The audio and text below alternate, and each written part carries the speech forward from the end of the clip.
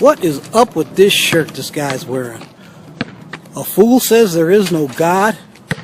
I've been an atheist for all my life, man, and that's just not going to work with me. Hey, can I talk to you? Hey, buddy, put down the basketball.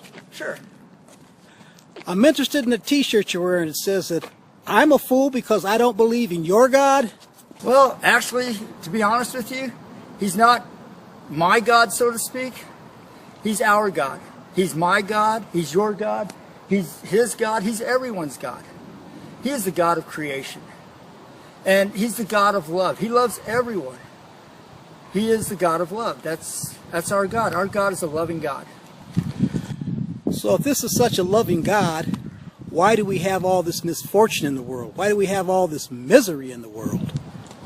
Well, when God created the world and God created man, he created us perfect. He gave us free will. We were born with free will. Adam and Eve were given free will. And what happened is that Adam and Eve, through their free will, were tricked by Satan into eating from what they called the tree of knowledge. The tree of knowledge told them the difference between good and evil. There was no evil on earth until they ate of the tree of knowledge. And when they did that, then what happened is that evil came into the world, and Satan, basically they gave Satan the keys to the planet. They gave Satan the keys to the world. And by them not following God's will and eating of the fruit of the tree, that's why we have so much problem now. Because since we're not following God's will, we're following our will, or if you'd like, Satan's will, we have all these problems. If we followed God's will, we would not have the problems we have today. But unfortunately, it's just a case of where most people don't even know God's will.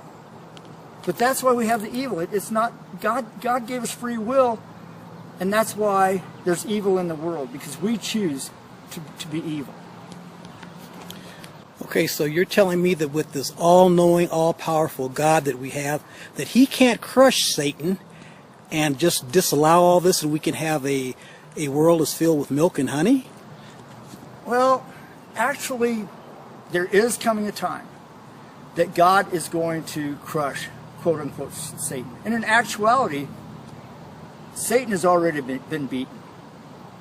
Satan's already lost. Satan has lost his power against those who follow God's will and God's word. But to be perfectly honest with you, that's going to take some time really to explain to you. But God is going to crush Satan, and he's coming back for those of us who follow his will. But maybe we could talk, I'll be honest, if you've got time, I mean, it might take 15, 20 minutes to talk about this, but if you've got time, we can talk about this. Don't have any time right now, but I would like to further this conversation. I've been an avowed atheist my entire life, but one thing I'd like to know, if we do have such a just, merciful, and loving God, why are so many people being sent to hell? Well, actually, you know what? He doesn't send us to hell.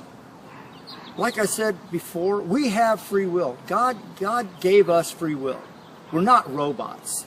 He doesn't want robots. He could create robots, but he wanted man to love him because we know it's right and that we see him as our Father.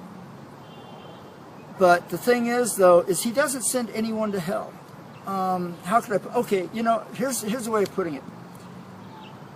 Let's say that I know where a place where there's a treasure, and if you go and get this treasure, and you follow a map. If I give you a map, I give you a map, and it takes you to this treasure. You follow this map, and when you get to the end of the line there, you'll find this treasure. As long as you follow the map, you'll find this treasure that will give you peace, joy, everlasting life, no more sorrow, no more tears, and just peace. You'll be at peace for eternity. But if I give you this map and you choose not to follow it, or someone else gives you a map and says, I can get you there quicker and easier, and you take this map of theirs and you decide, I don't like his map because his map is hard, but this map, I can do whatever I want, and I can get where he says I can go. I think I'm not going to follow his map, I'm going to follow this map.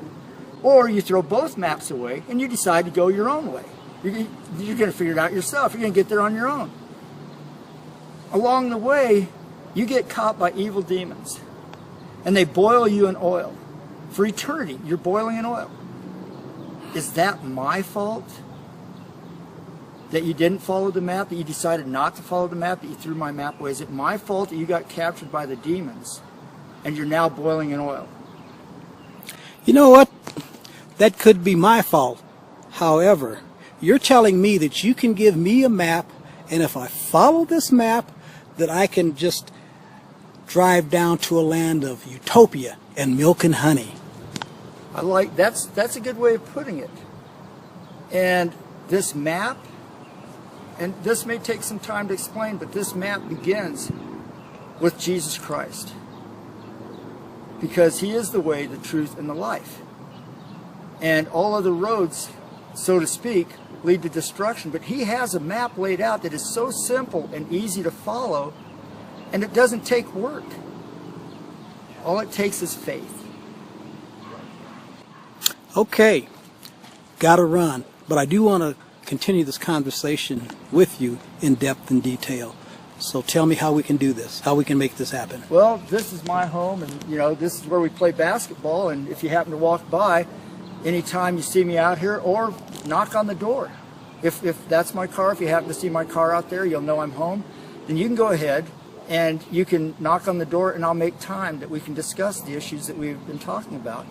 And if you don't mind, I know you're an atheist, but I hope you don't mind, but I would really like to say that God bless you for stopping, and have a wonderful day. Thank you very much.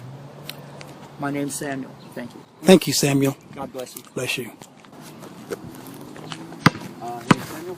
Yes, sir. I was wondering, do we have to